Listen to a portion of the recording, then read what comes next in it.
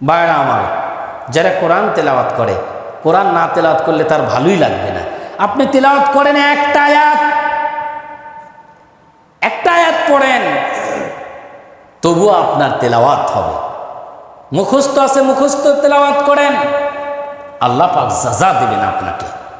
সর্বোত্তম ইবাদত হলো নফল ইবাদতের মধ্যে কোরআন তেলাওয়াত করা। এই 10 দিনে কোরআন তেলাওয়াত বেশি বেশি করে করবেন ইনশাআল্লাহ। 2 নাম্বার হলো দোয়া করা। আদ-দুআ মুখুল ইবাদাত। দোয়া হলো, প্রার্থনা হলো মাথার মগজ, ইবাদতের মগজ। আমার আপনার যে মাথা আছে, এই মাথার দামি জিনিস কি, নাম কি? মগজ। বলে না মগজটা দোলাই করে দাও, সব ঠিক হয়ে যাবে। Head of the department, head of the parts of body, আপনার শরীরের একেবারে মূল অংশ হলো কি? মাথা। আর মাথার ভিতরে সবচেয়ে দামি জিনিস কি? মগজ। এই মগজ যদি আপনার ঠিক থাকে, আপনি ঠিক। মগজ যদি ঢিলে হয়ে যায়, তাহলে আপনাকে কি বলবে মানুষ? পাগল। এই জন্য বলা হয়েছে দোয়া হলো ইবাদতের মগজ।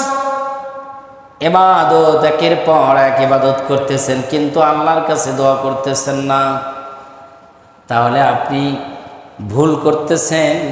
যা ইবাদত করলেন, ইবাদত করে আল্লাহর কাছে আবার ধন্না দিয়া বলতে হবে, রব্বুল আলামিন, যতটুকু আমার সামর্থ্য ছিল, যতটুকু আমার শক্তি ছিল, আমি ইবাদত করেছি, বন্দেগী করেছি। আল্লাহ, তুমি মেহেরবান হয়ে আমার ইবাদত বন্দেগী কবুল করে নাও। এই জন্য দোয়া কবুল হওয়ার কয়েকটা সময় আছে। দোয়া কবুল হয় 2 আজানের মাঝখানে, অর্থাৎ আজান এবং ইকামতের মাঝখানে। দোয়া কবুল হয় এই জুমা বারে বাদ আসর। দোয়া কবুল হয় আপনার শেষ রাতে। এরকম দোয়া কবুল হওয়ার কিছু সময় আছে। বেশি বেশি করে দোয়া করা। এই 10 দিনে আমরা বেশি বেশি করে দোয়া করবো ইনশাআল্লাহ। দোয়া করবেন। দোয়া করার আরো সিস্টেম আছে। রাত্রে যখন ঘুম থেকে উঠবেন, তখন কিছু ইবাদত আছে, ওই ইবাদত করে আল্লাহর কাছে দোয়া করবেন। আল্লাহ রাসূল বলেন, এই দোয়া কবুল হবেই হবেই। সুবহানাল্লাহ বলেন।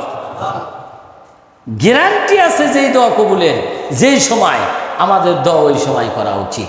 একটু পরে আসতেছি ওটা। 3 নাম্বার হলো রোজা রাখা। কয়দিন রোজা রাখতে হবে? 9 দিন রোজা রাখতে হবে। কয় তারিখ থেকে শুরু করতে হবে? জিলহজ মাসের 1 তারিখ থেকে শুরু করে 9 তারিখ পর্যন্ত কয়টি রোজা? 9টি রোজা রাখবেন। আল্লাহ রাসূল রোজা রেখেছেন। যে দিন, যত বড় দিন, এই দিনে রোজা রাখবেন, এটা খুব কঠিন বিষয়, কি বলেন? কিন্তু যারা ইবাদতের পাগল, আল্লাহর পাগল, জাহান্নাম দেখে ভয় করে, তারা ইবাদত করবে, তারা বন্দেগী করবে, তাদের কাছে কোনো কঠিন বিষয় হবে না। হবে না কি? কঠিন বিষয় হবে আমার ভাইয়েরা। এই জন্য আপনারা এই রোজা রাখা, বিশেষ করে 9 দিন যদি রোজা আমি আর আপনি না রাখতে পারি, তাহলে এই 9 দিনের মধ্যে একটা দিন আছে, শ্রেষ্ঠ দিন। আল্লাহ রাসূল বলেন, এই 9 দিনের মধ্যে নয়, 365 দিনের মধ্যে শ্রেষ্ঠ দিন হলো ইয়াউমুল আরাফা। আরাফা দিবসের দিন। চিল্লা বলুন সুবহানাল্লাহ।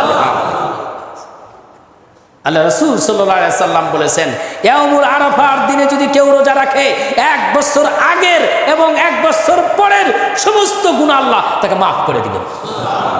1 বছর আগে রোজা রাখার সব আল্লাহ তার আমলনামায় দিয়ে দিবেন। 1 বছর পরের রোজা রাখার সব আল্লাহ তার আমলনামায় দিয়ে দিবেন। সুবহানাল্লাহি বিহামদিহি। আল্লাহ রাসূল সাল্লাল্লাহু আলাইহি সাল্লাম অন্য জায়গায় বলেছেন, ইয়াউমুল আরাফার দিন যে রোজা রাখবে, এই রোজা রাখলে 1 বছর আপনার গুনার কাফারা হয়ে যায়। সুবহানাল্লাহি বিহামদিহি। আমার ভাইরা, এই জন্য রোজা রাখতে হবে। মা মিন আবদিন ইয়াসুমু ইয়াওমান ফি সাবিলিল্লাহ ইল্লা বিআদাল্লাহ ওয়াজহাহু আনিন নারি 70 খরিফা। আল্লাহ রাসূল সাল্লাল্লাহু আলাইহি সাল্লাম বলতেছেন, আল্লাহর বান্দার মধ্যে যারা আল্লাহর বান্দা বান্দিরা এই দিন রোজা রাখবে, একটা রোজা রাখা মানে ৭০ খরিফ আগুন থেকে নিজের চেহারাকে দূরে রাখার সমান। খরিফ, খরিফ বলা হয় একটা মানে সময়কে খরিফ বলা হয়। ৭০ খরিফ একটা পরিমাণ, মেয়াদকে বলা হয়। ৭০ খরিফ আপনার দূরে জাহান্নামকে রাখা হবে যদি কেউ রোজা রাখে। এই রোজা রাখবেন আপনারা? কারা কারা রাখবেন একটু হাতটা দেখান, ফেরেশতারা রেকর্ড করে নিন। আলহামদুলিল্লাহ, হাত নামান। এই রোজা সবাই রাখবে ইনশাআল্লাহ। এই রোজা আমাদের রাখা উচিত।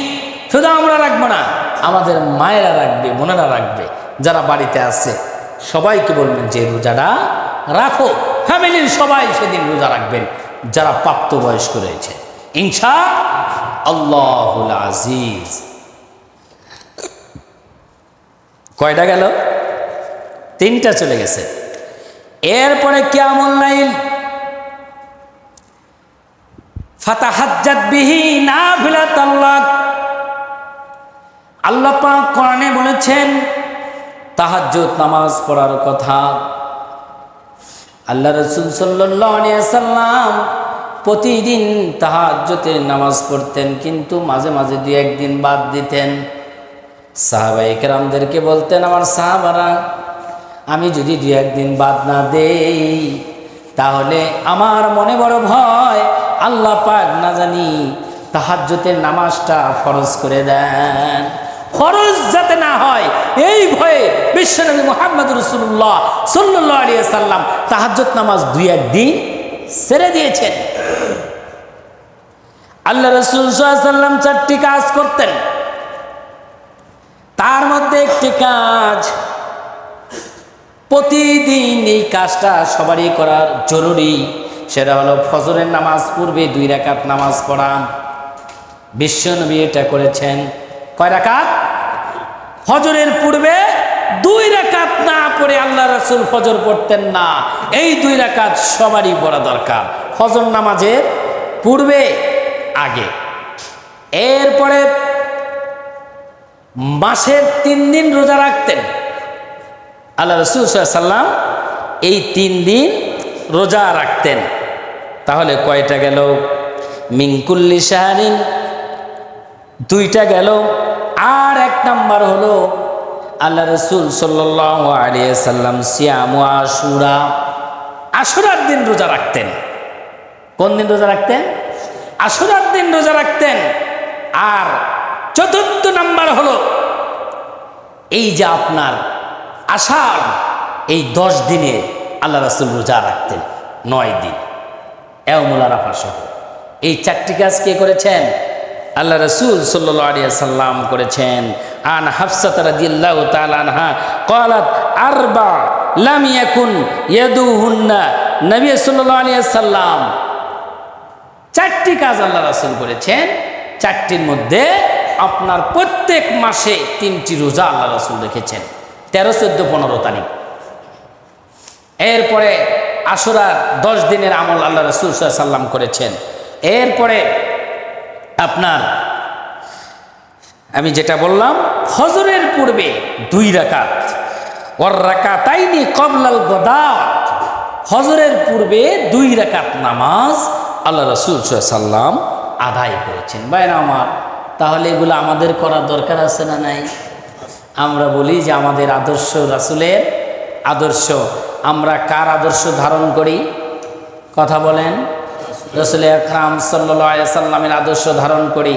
তাহলে রাসূল আকরাম সাল্লাল্লাহু আলাইহি সাল্লাম যা যা করেছেন আমাদের তাই করা উচিত। যদি আমরা না পারি, যেমন রাসূল আকরাম সাল্লাল্লাহু আলাইহি সাল্লাম 2 রাকাত নামাজে 3 থেকে 4 পারা কোরআন খতম করতেন। কয় পারা?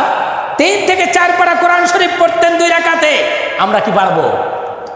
কথা বলেন না কেন? পারবো? আমাদের সম্ভব না। যেটা আমাদের সম্ভব না সেটা করব না, কিন্তু আমরা সেটা করার চেষ্টা করব। আপাতত সূরাতুল ইখলাস আর সূরাতুল কাউসার দিয়ে তো পড়তে পারবো, কি বলেন? এটা পারা সম্ভব কিনা আমাদের? তাহলে এটা আমাদের সম্ভব, এটা আমাদের করা উচিত। ভাইরা আমার, মানুষের বারাকা নষ্ট হয়ে যাচ্ছে, রিজিক কমে যাচ্ছে, আয়ু নষ্ট হয়ে যাচ্ছে, একটাই কারণ। আপনি দেখবেন জুমার নামাজ আসতে না আসতে আর এক জুমার নামাজ চলে আসছে। কথা বলেন ঠিক কিনা? আপনি দেখেন, একটু খেয়াল করেন, মনে করেন গত জুমায় না মাংস দিয়ে ভাত খাইলাম, আবার আজকে জুমা আসছে, আজকেও মাংস কেনা লাগবে। মানে মনে আছে গত জুমায় আপনি কি দিয়ে ভাত খাইছেন, মনে আছে আপনার, কিন্তু এক সময় এটা মানুষ মনে করতে পারে।